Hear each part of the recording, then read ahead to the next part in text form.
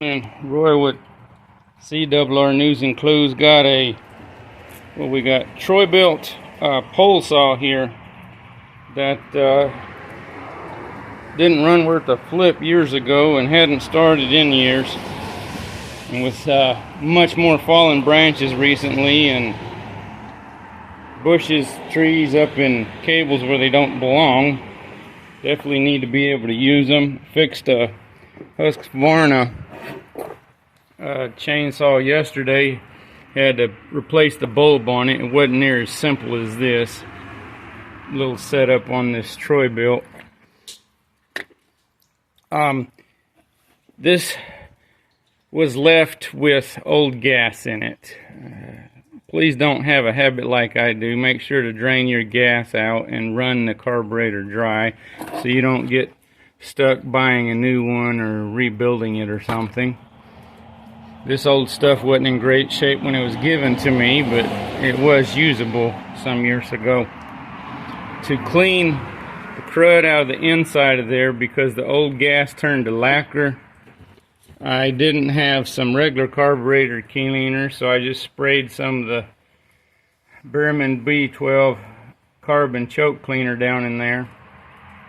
Let it soak. Well, it soaked for a week or two, so it dried up again.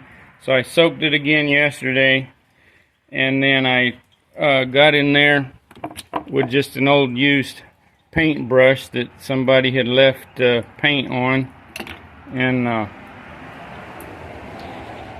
got it loose inside.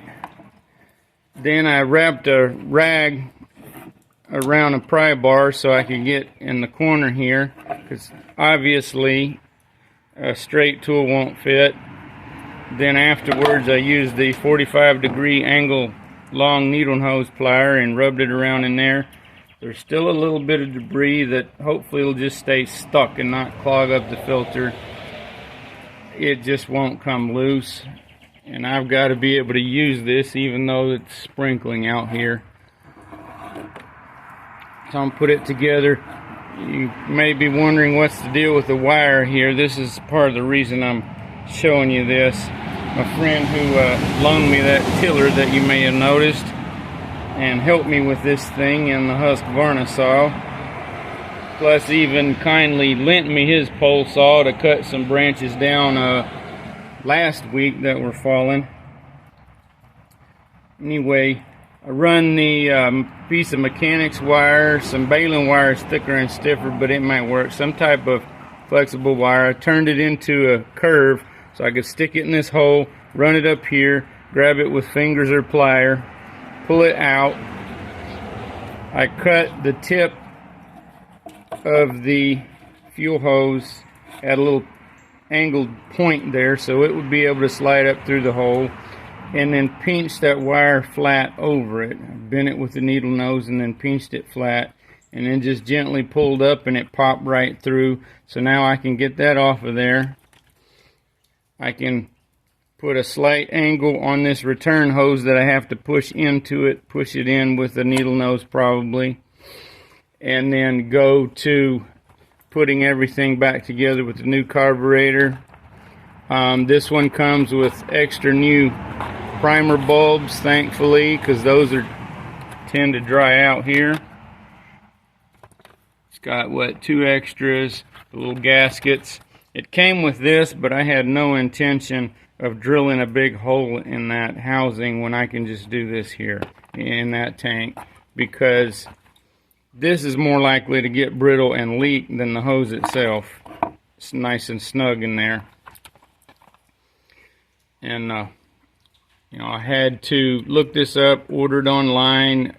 It's made in China, from, if I understand and remember correctly, but that's about the only place anything comes from anymore. And came with a new spark plug. Yep, here you go. Here's your writing on it to tell you where it comes from.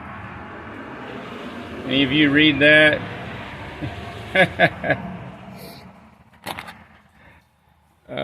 I may or may not use the new plug. It'll depend on the condition of the old one. I like to use the good plugs, just keep re-cleaning them if needed. And I'm working on this one because the other pole saw, I'm not certain if I got a new tank for the oil for the bar. I thought I did that years ago when I was still able to use it. But anyway, this here is the little primer pump off the Husqvarna. I went to pump it to use it. The bulb cracked, even though the thing was always stored inside. But of course heat gets to it over time, and I might have actually got a fingernail in it instead of pushing it like that. Hello. Hey, where's the dog? Is it going to start barking? Anyway, there it is, folks. Just a little helpful ways on taking care of your own stuff. Please, while things are available, while funding is available and electronic payments are still available, get your necessities no matter what they are. Don't expect to rely on gas and electric tools. Make sure you got hand saws, axes, machetes, shovels, mattocks, picks, whatever, to do what needs to be done, and so forth. So you can keep on keeping on. Thanks for watching. Have a blessed day.